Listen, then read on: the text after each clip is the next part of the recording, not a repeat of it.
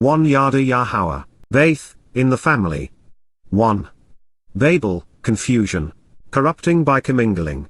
To appreciate the Beyth, covenant, we must turn back the clock and consider the alternative. Yahowah refers to it as Babel, Babylon, which is a state of confusion that occurs when men speak about a confluence of errant ideas. Therefore, let's continue our assessment of the covenant by considering the place from whence Abraham had come. That story begins in Beyth, Genesis 10. Cush, Cush, typically transliterated Cush, Noach's grandson by way of Cham, passionately idolatrous sun worshipper, fathered Yelod, Nimrod, Nimrod, rebellious son. He was dishonorable and contemptible, Huchal, he was proud and profane, defiled and diseased, polluted and harmful, dishonorable, albeit common, from Shelah, diseased and sickening, Hyphal perfect, as a result of, La, being, higher, existing as, a powerful politician and heroic warrior, Jaibawa, a mighty military and prominent political individual with the ability to fight and who prevailed in his quest for power and supremacy by becoming an influential and impetuous societal leader, in the region, Baha Eres. In the land? Beyth, in the beginning, Genesis 10:8. As an overt indictment of patriotism, of politics and of any of us considering the military heroic, Nimrod was considered contemptible expressly because he was a too powerful politician and heroic warrior. God disdains what men respect. He would, hew higher, he existed too, prominently and impetuously, powerfully and militantly, Jaibawa, fight mightily to establish his political influence, hunt his prey, Zide, killing animals as a hunter in pursuit of game, used metaphorically to depict someone who pursues the life of another in order to destroy it, from chud, to stalk and victimize, capture and control, ensnare and kill, in direct opposition to, Lapana, as an assault against and attack upon the presence of, Yahowah, Yahowah. An accurate transliteration of the name Yahowah, our Eloah, God as guided by his Torah, instructions regarding his higher, existence and our Shalom, reconciliation. Therefore, Al-Ken, for this reason, it was said, Amar, it is declared, the nature of, Ka, as was the likes of Nimrod, rebellious son, was to prominently and impetuously, powerfully and militantly, Jaibawa, mightily and politically, stalk, capture, control, and victimize his prey, Zide, acted as a hunter pursuing game by killing animals, from chud, to stalk and victimize, capture and control, ensnare and kill, as an assault against and attack upon the very presence of, Lapana, in direct opposition to, Yahowah. Yahowah, the proper pronunciation of the name of Yahowah, our Eloah, God as directed in his Torah, teaching regarding his higher existence and our Shalom, restoration. Beyth, in the beginning, Genesis 10:9. Nimrod was the first king of Babylon. He was proud and profane, militant and political, and therefore typical of his time.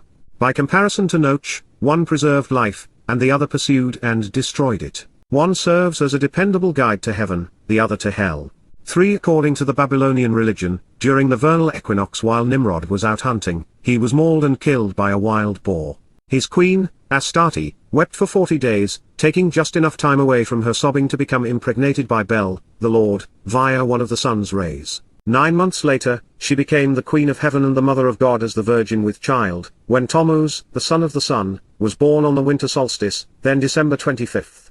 In this way, Christianity got its Lord, Easter, its Ham, Lent, Sunday, Christmas, the Queen of Heaven, the Mother of God, the Virgin and Child, the Trinity, its cross, the sign of Tammuz, and of course a dying and resurrected Son of God with a birthday on the winter solstice. Why invent a new religion when all one has to do is dress up an old one with new outfits and names? So, this came to be, higher, was and existed as, the beginning of, Reshith, the initiation of the process, the starting point, as well as the first fruit and first child of, his kingdom, Mamlakahu, his empire, realm, royal rule, and government, of Babel, Babylon, confusing corruption, Babel, Babylonia, gate of the Lord God, to confuse by mixing together, to corrupt by commingling, a compound of Bar, with and Bel, the Lord Bel, God of Babel, and the basis of Bible. It included, a wreck, prolonged self-reliance, a cot, subtle, deceitful, and treacherous deceptions, and Kalna,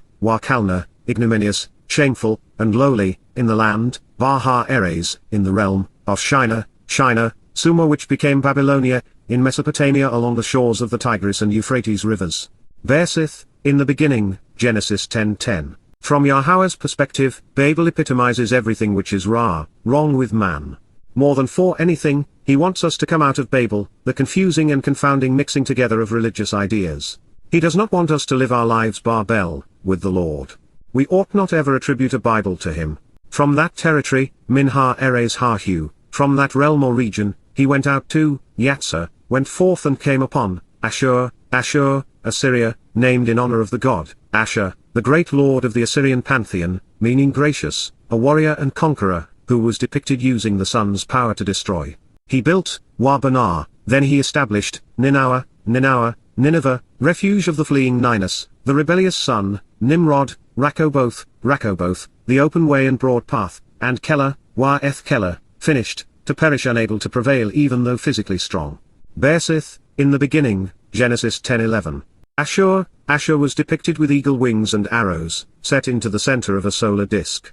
This has become the symbol of the President of the United States. It was also adopted by the Nazis. Roman legions slaughtered and enslaved under this sign. Now it came to exist that, Wahaya, so it was and came to be, Kalimperfect, the entire, Shurl, region, Ha-Eres, realm, territory, country, and land, had one, Echad a certain, singular, and unique, language, Safa, way to form words, method of speaking, means of communicating, and so, the words, Dabarim, were the same, Echad, closely related and associated, based upon Akor, shared common characteristics. Beyth 11:1. Then it came to pass, Wahaya, so it came to exist, Kalimperfect, as they migrated, Barnezakhem, as they set out and traveled, toward the east, Minkidem, from where they had previously existed long ago and 5 moving in the direction of the rising sun, they discovered, Matzah, and they found a valley, Baikar, a plain, in the region, Ha-Eres, in the territory or land, of Shinar, Sumer which became Babylonia, therefore the Tigris and Euphrates valley, and settled there, Yashab-Shem, and inhabited the place so named. Beyth, in the beginning, Genesis 11:2. Mankind's transition from hunter-gatherers to urban living dates to 3900 BCE, which is shortly after the exile from Eden. The earliest evidence of writing dates to around 2900 BCE, and therefore, around the time of the flood. The first alphabet was comprised of graphic depictions of common things, consistent with what we see preserved in the oldest evidence of Paleo-Hebrew. It was after this event that early civilizations transitioned to cuneiform, ostensibly because it was easier to make wedge-like impressions in soft clay than it was to create curved and complex pictographic forms. Also telling, the languages which developed here were precursors to Akkadian, which was as similar to Aramaic as Aramaic is to Hebrew. We still share a legacy with these people. The Sumerians used a 60-based counting system. Time, space, and mass were measured in increments of 6. For example, there are 60 seconds in a minute, 60 minutes in an hour, 2 sets of 12 hours in a day, and 12 months in a year. There are also 360 degrees on a compass. As a result, there are 360 degrees in a circle. I share this because 6 is the Torah's designation for man.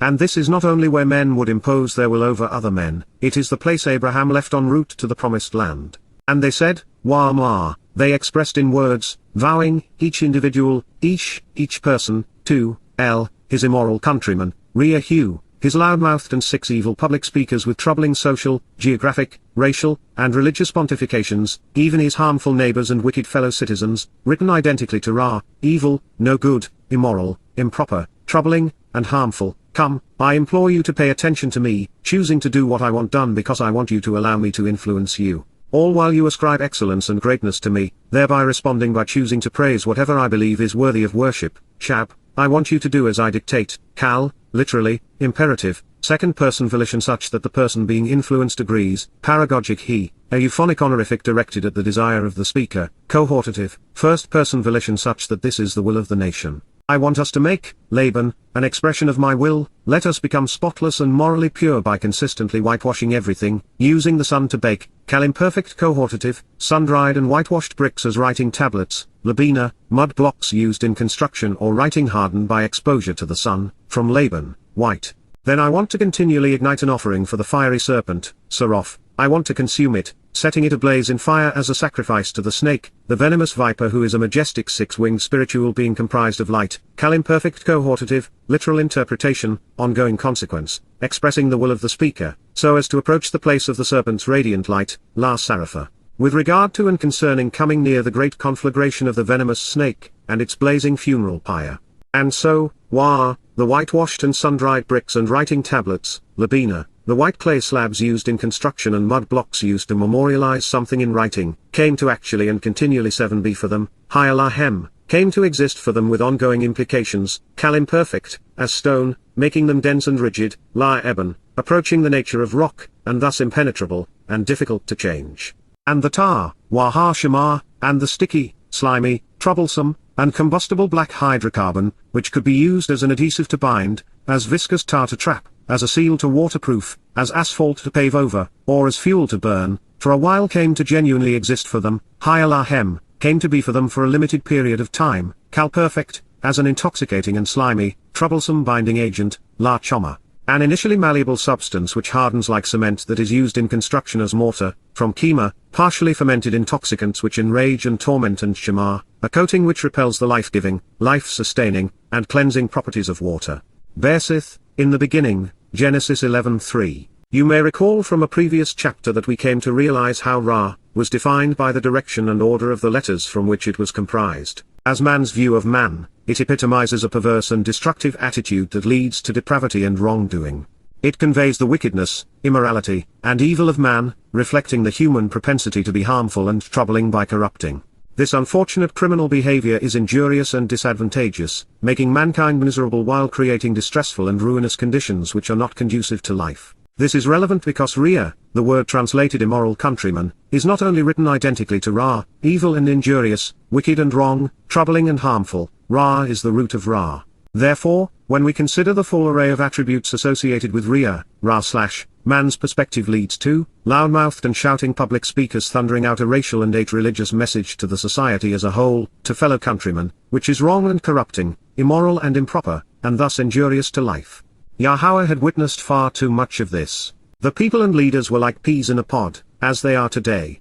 While beguiled by cleric and king, most people go along willingly as accomplices in their own demise. Affirming this, Shab is a volitional term in its own right, both for the speaker and their audience. It was scribed to convey the will of the speaker and their audience in the cohortative and imperative. It encourages the listener to pay attention while imploring them to act in accordance with the speaker's intent, which is to allow him to control them. Then they said, Wah Ma, so they expressed in words, vowing, we want to control you so that you praise what we choose to worship, Harp, come, we implore you, choosing to do what we want done, all while you ascribe excellence and greatness to us, Kal imperative paragogic he cohortative. Let us build for ourselves, Banala Anaknu, let's actually make, continually constructing and establishing, forming for ourselves and our sons, Kal imperfect, a city with an inner shrine and temple complex, a large and fortified population center built around a central and imposing religious edifice, and then, Wah, a highly valued platform and imposing tower, Migdal, a grand watchtower of our choosing and an exalted podium for religious worship, from a root meaning to increase in importance, power, and authority, and to rear children who are magnified, all leading to intense grief, such that, Wah, its top, Rosh Hu, its most crucial and uppermost heights, its summit, head, and tip, is in the heavens, Wah HaShamaim, is in the spiritual realm. 9 And let's engage, actually creating for ourselves, Asala Naknu, let's act, expending the effort to endeavor to fashion and form for ourselves, manufacturing with ongoing and unfolding implications, Kal imperfect, a name and reputation, Shem, a personal and proper name, status and renown, fame and glory, from Sum, to appoint and direct toward, to determine, establish, ordain, and constitute, or otherwise, Pen, lest, we will be attacked, scattered, and dispersed, Poles. We will be overthrown violently and moved chaotically, over the face of the entire region, Alpanashel Ha-Eres, before the presence of all the realm. Beyth, in the beginning, Genesis 11:4. This actually occurred in Sumer, which was likely the site of first Babylon. The oldest texts from are dated to this time, and they claim that a priest became king and oversaw the construction of imposing temples in the center of the city. He attributed the people's defense to his relationship with the gods. Further, the king's claims are known to us today because they were inscribed on sun-dried clay tablets. And having pulled away the sands of time, we even have verification that he built the foundations of his tower and temple out of whitewashed bricks. So, Wah, Yahowah, an accurate transliteration of the name Yahowah, our Eloah, God as guided by his Torah, instructions regarding his higher existence and our Shalom, reconciliation, descended, Yared, moved downward to a lower elevation by diminishing dimensions, for the purpose of, La, observing, Ra, seeing and perceiving, examining and showing, understanding and revealing, the city and temple complex, Eth ear, the large and fortified population center built around a central and imposing religious edifice, and Wah, its imposing tower, Migdal, a prominent watchtower, an exalted podium for religious worship, all designed to increase their importance, power, and authority, which to establish their way, Asher, the sons of the descendants of Adam, Beni-Ha Adam, had built, Banah, had constructed and established, Cal perfect. Beyth 11-5. Therefore, Wah, Yahowah, Yahowah, an accurate transliteration of the name Yahowah, our Eloah, God as guided by his Torah, instructions regarding his higher, existence and our Shalom, reconciliation, declared, Amar, said and explained, expressed and communicated in words, pay attention, Hine, behold, something important is being conveyed, be observant now, look up, listen carefully to the insights being emphasized, notice the details in this narrative and consider the context because, surely, they can change your perspective, one race, Amakad, one people, nation, and citizenry, with one way of speaking, Safa Ekad, one means of forming words and communicating via language, for all of them, La Sherlhem, considering what they have done, La Asar, based upon what they have engaged in and acted upon, is contemptible, reprehensible, and deadly for them, was Olhem, this is defiling and desecrating for them, profane and dishonorable. Piercing and wounding for them, undermining life while lowering their status by breaking, debasing, and dissolving the promise. And so then, Wah, they will not be restrained, Lo Batsar, they will not be thwarted, finding it impossible, for them, Minhem, to do, La Asar, to put into effect and carry out, to engage in or act upon, anything, Shirl, which, Asher, that as a result of the relationship and to show their way, they wickedly decide and collectively propose, Zamam, they plot and plan with evil intent, they resolve by agreeing together and collectively determine, they imagine, choose, and intend. Beyth, in the beginning, Genesis 11:6. 11 Rest assured, God is not a proponent of a one-world government or a unified religion. The more global we become, the worse man becomes. It is a simple lesson on gang mentality. God did not silence them but instead saw to it that their religious and political messages would remain confusing and confounding. As a result, the rhetoric supporting man's religious alternatives is ignorant and irrational. Religion beguiles those who are unwilling or unable to think for themselves. And considering its popularity, that is a sad commentary. God turned their tactics against them.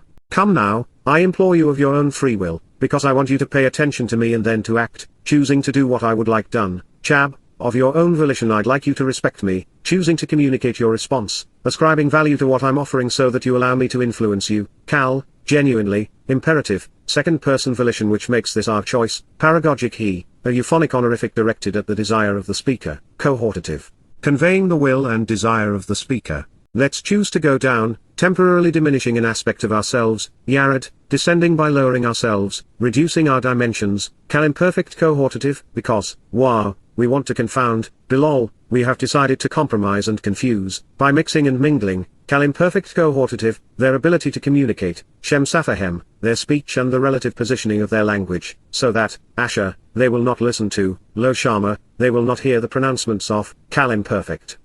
The individual, Ish, the human, speech, Safa, mouth, lips, and words used to communicate a message, of their immoral countrymen, Ria Hu, of their loud-mouthed and evil 12 public speakers with their troubling social, racial, and religious pontifications to his neighbors and wicked fellow citizens which are wrong, improper, and harmful. Beyth, in the beginning, Genesis 11:7. Religion is the most menacing adversary the world has ever known, the most deceptive, destructive, deadly, and damning foe in human history. If evil had an institutionalized hierarchy listed in order of infamy, it would read, 1. Religion, 2. Government, 3. Military power, 4. Patriotism, politics, societal customs and 5. Conspiracy. So, Wah, Yahowah, Yahowah, an accurate transliteration of the name Yahowah, our Eloah, God as guided by his Torah, instructions regarding his higher, existence and our Shalom, reconciliation, dispersed and separated, fools, scattered so as to exist in multiple places separated from one another, Hyphal imperfect, them from there, Hem min Sham, them from that name, throughout the region, Alpana Shirl Ha Eres, over the face of all of the realm. And, Wah, they ceased, Hodol, they abandoned what they were doing and stopped, giving up and foregoing, refusing and rejecting, Cal imperfect, the process of building, La Banah, constructing and establishing, the city with an inner shrine and temple complex, Ir, the large and fortified population center built around a central and imposing religious edifice. Beyth 11-8. As a result, Al-Ken, for this reason, he called and designated it, Kara, summoned and declared it, announced and entitled it, Kal Perfect, by its name, Shem Hai, by her name, thereby denoting her reputation as, Babel, confusion and corruption, Babylon, Babel, Babylon, the capital of Babylonia, to confuse by mixing together, commingling, a compound of bar, with and bel, Lord, serving as the name of the head of the Babylonian pantheon, and therefore with the Lord, 13 because, ky, indeed and reliably, there, Sham. Yahowah, Yahowah, the proper pronunciation of the name of Yahowah, our Eloah, God has directed in his Torah, teaching regarding his higher existence and our Shalom, restoration, mingled and mixed together, Bilol, confused and confounded by commingling, Kal Perfect, the rhetoric, Sappha, the way of speaking, the speech and language, of the entire region, Shel Ha-Eres, of all this area, realm, and territory. Beyth, in the beginning, Genesis 11:9. Bilol leads to Babel in the sense that a jumbled disarray leads to confusion. The act of Bilol, commingling causes Babel, confusion. When things which do not belong together are mixed, the resulting concoction is corrupting. Some of the most confounding examples are the Talmud and the Torah, the New and Old Testaments. But they are not alone.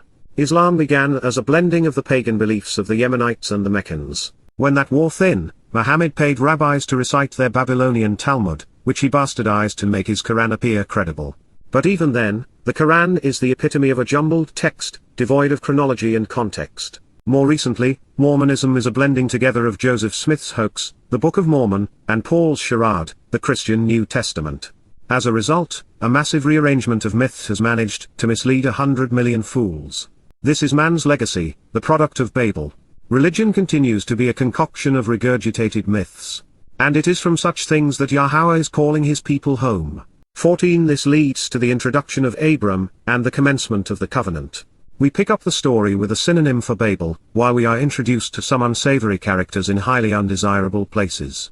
And in what may initially seem like an irrelevant genealogical and geographical montage, we find the very heart of the story we are pursuing.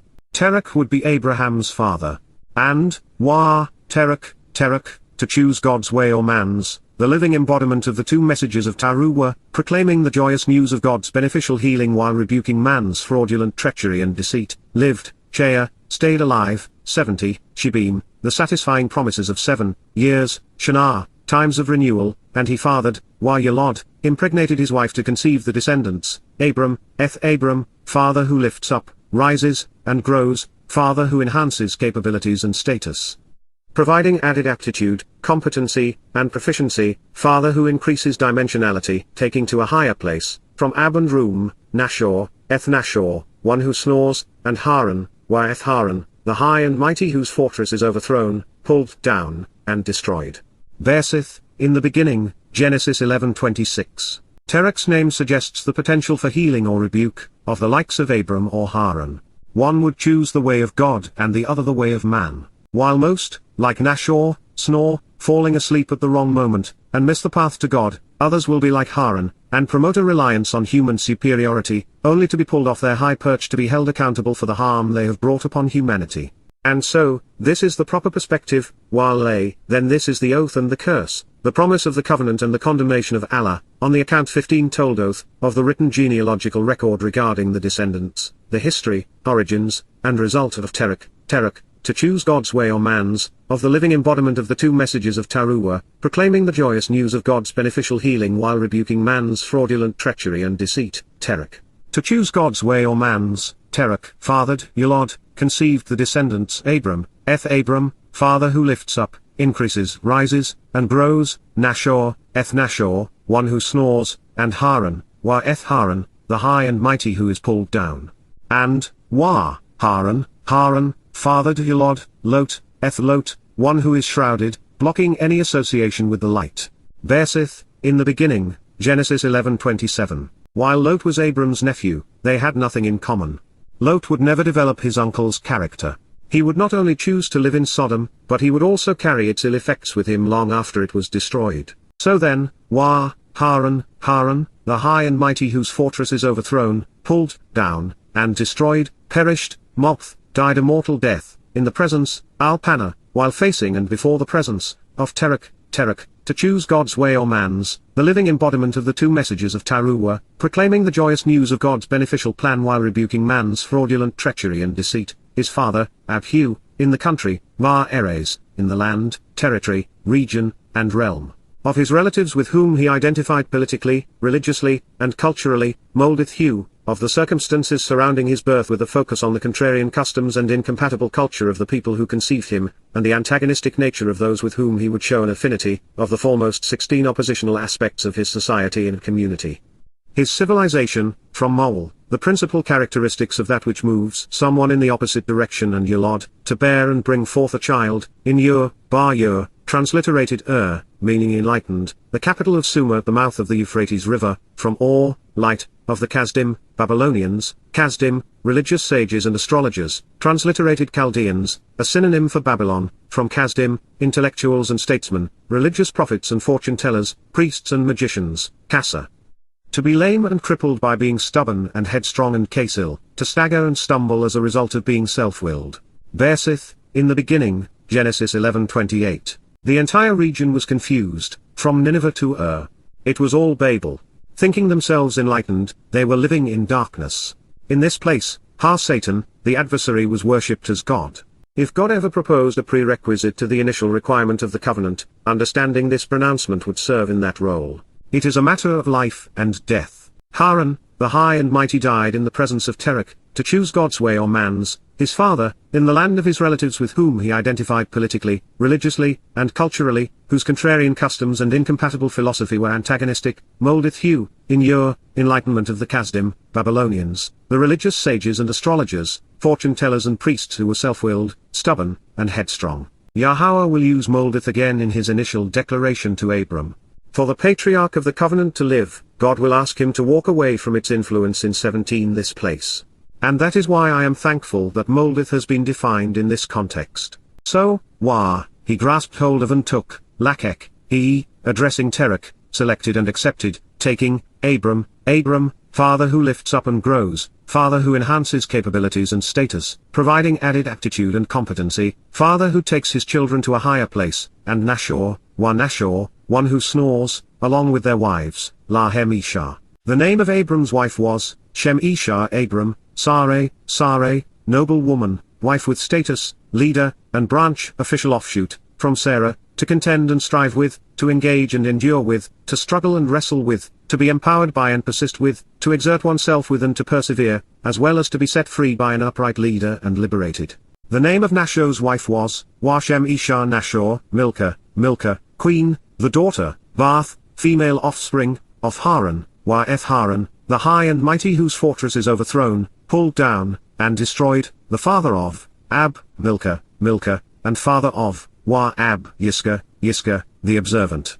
Beyth 11:29. Additionally, Sarai, noble woman and wife with status, from Sarah, to contend and strive with, to engage and endure with, to be empowered by and liberate, was, Haya, infertile, Akar, sterile and barren, unable to conceive, from Akar, to be uprooted, to have one's roots cut or plucked up, for she was without child, Ein Lahai Walod. Beyth 11:30. Terach, to choose God's way or man's, grasped hold of and took, Lakek, he selected and accepted, taking and leading away, Abram, father who lifts up, rises, and grows, his son, Ben-Hu, and Lot, one who is shrouded, 18 blocking an association with the light, the son of, Ben-Haran, Haran, the high and mighty, his grandson, Ben-Hu, his son's son, and, Sarai, noble woman and wife with status, his daughter-in-law, Kalahu, who was recently married to his son, the wife.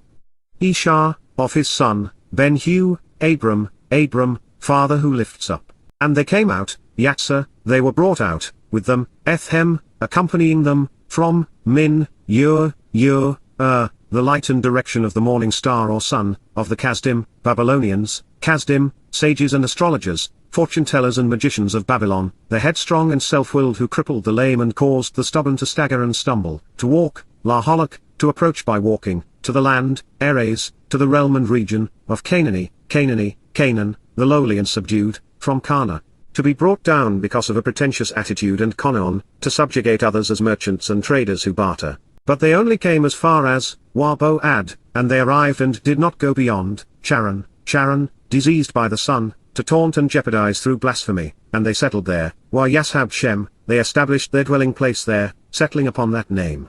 Bersith, in the beginning, Genesis 11:31. When it comes to God, only getting as far as Charan is inadequate. While better than Babylon, Yahowah does not grade on a curve. Gray is better than black, but it is not white. As the name implies, Charan, diseased by the sun, lingering too long in Charan can be deadly. So, the days Yaumim, of Terach, to choose God's way or man's, Terach, the embodiment of Towrah, proclaiming the joyous news of God's beneficial healing while rebuking man's fraudulent 19 treachery and deceit, were, higher, 205 years, James Shinar wa Mia Shinar. Then, Terach, died, Moth, perished in Charan, diseased by the sun. Bersith, in the beginning, Genesis 11:32. This has been the preamble to the first of 7 meetings between Abram and Yahowah. It is important because this is the place God asked Abraham to leave before he could participate in the covenant. Since Abram was born and had lived in Ur of the Chaldeans, a pseudonym for Babylon, God's subsequent instruction to walk away from his country should be interpreted as disassociating from what Babel represents, the confusion and resulting corruption associated with man's political, militant, patriotic, conspiratorial, and religious rhetoric. We were told twice, once in Bersith 11:28 and again in 11:31, that Abram, his father, and certain members of his family had come out of Kasdym, Babylon, the realm of religious sages and astrologers who crippled the lame and caused the stubborn to stumble. But there is more to the story considering what transpired between these two pronouncements. Initially, we are told that Terach had been childless for 70 years, with Babel as his only home and family.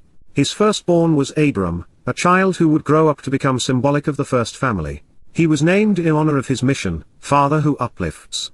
But he was not an only child, as there would be 2 more, Nashor, the one who snores, and Haran, representing the high and mighty who are overthrown. Collectively, they present a broad cross-section of humankind and are symbolic of the 3 doors through which souls pass at the conclusion of their mortal existence. 20 Ultimately, Abram would listen to Yahowah and accept the conditions of his covenant. As a result, he would be lifted up and grow. He would arrive through Passover, the lone door and first step to a life with God. Nashor, the second-born, represents the masses and thus doorway number 2. Apathetic and unaware, lazy and irrational, he was victimized by confusing religious and corrupting political rhetoric. Snoring when he should have been observant, he eluded his father's grasp and stayed in Babel.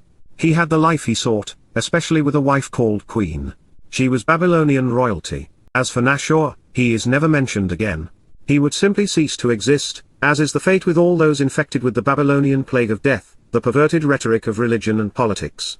The high and mighty Haran, the third-born, is symbolic of the religious, political, military, and economic elite, and their fate, doorway number 3. He would surrender his mortal life in the presence of his father, Terach, in the land of his relatives, surrounded and invested in Moldeth Hugh, his culture, customs, and community, identifying himself with Ur, the enlightenment of the Kasdym, Babylonians, who were overtly religious.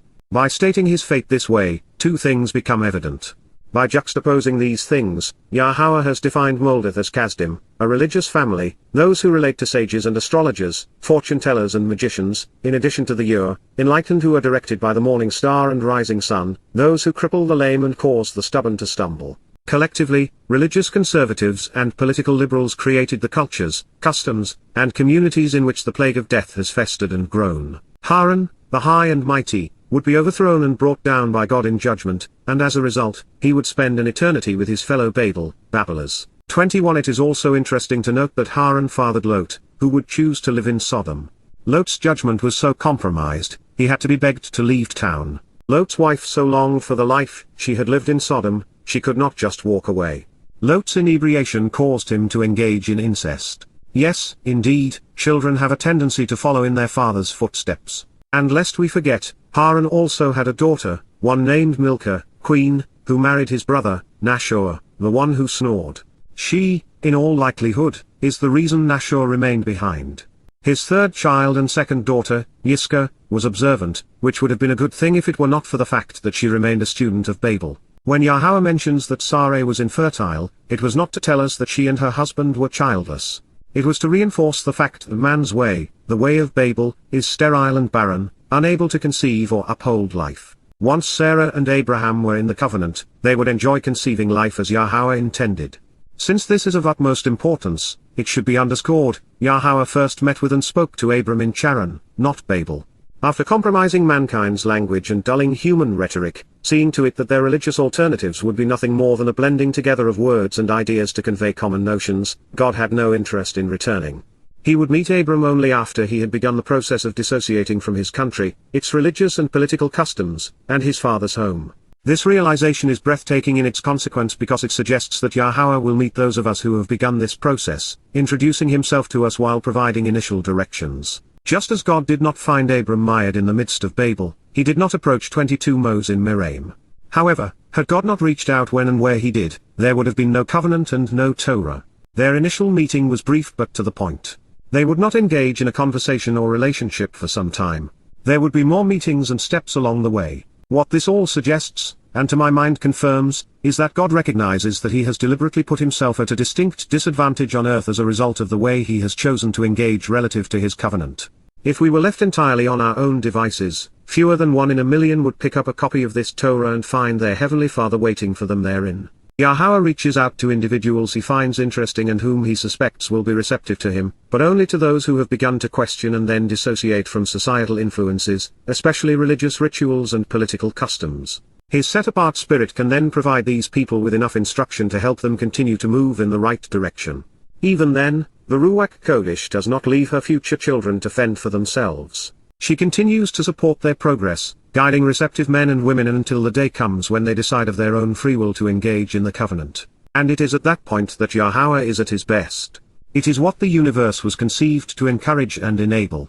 By considering this example, we can surmise that it is unlikely that we would find Yahowah entirely on our own. God reaches out to those who demonstrate a willingness to disavow humanity to know him. Had he not done so, I would not be here, perhaps not you, either. I suspect that Yahowah relies upon his malach, messengers to make a preliminary assessment. Yahowah's initial approach would then come by way of the Ruach 23 Kodesh, set-apart spirit. She would have perceived Abram's presence in Charan. And this may be why God was heard and not seen during their first encounter.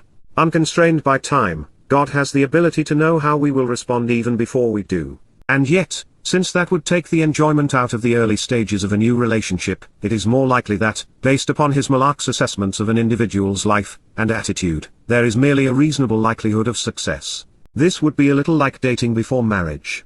Introducing ourselves to someone we have an interest in getting to know, even asking them out on a date, is entirely volitional, actually increasing each other's options. And like God, we can use our neshama, conscience, such that we avoid conflict by initially assessing the other party's likelihood of acceptance, even the potential benefits should we prevail. Every relationship begins with an introduction. For something meaningful to develop from there, both parties have to agree to engage, and ultimately, they must like each other and share common interests. Since we were conceived in God's image, and designed expressly for this relationship, we ought to see Yahowah like ourselves instead of just waiting around, hoping someone will read his Torah, and answer his invitation. So long as we are willing to meet him along the way, he will find a way to introduce himself and kindle a relationship. The long approach to the most rewarding and enjoyable relationship in the universe has been presented here so that you and I can more fully appreciate Yahowah's initial request of Abram. During his brief introduction, God asks him to walk away from his country, his culture, and his father's family. So with all of this in mind, why do you suppose Yahowah asked Abram to walk away from his country, his community, and his father's house knowing he had already done so? It is a 600-mile 24 walk from Ur to Charan. His father, and even his brothers, were long gone. Since Yahowah is aware of the geography, walking away was not about leaving a physical place, but instead acquiring a new perspective and identity. God wanted Abram to live his life in opposition to what Babel represents. Even though Abram had put a considerable distance between him and Babylon, it is likely that he, like the rest of us, dragged some of its cultural holidays and community rituals with him, including the influence of the Babylonian educational system, and six-based mode of counting. Therefore, the religious and political institutions which dominated the Babylonian society should be seen by its moldeth, customs, culture, civilization, and community affairs. The same is true as it relates to his father's home. It represents the family of man. The fact that Abram had physically separated himself from all three concerns, country, culture, and household means that Yahowah was seeking to negate continued allegiances and the consequences of the ongoing influence of these things. It was, therefore, disassociating from what they represented that mattered to God. That is my assessment, especially in concert with Yahowah's presentation of what led us to this point. We are now at the proverbial fork in the road.